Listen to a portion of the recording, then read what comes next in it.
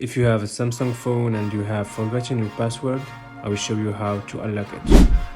First, you need to force the phone to boot into recovery mode.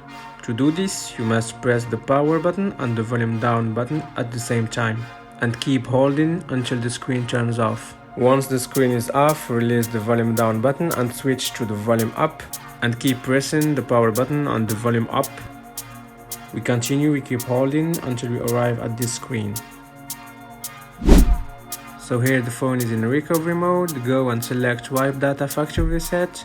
This will allow you to delete all data from the phone, including the password.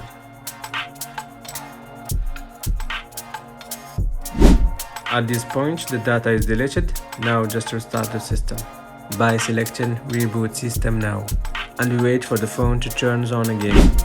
At the end of the process, we arrive at this screen.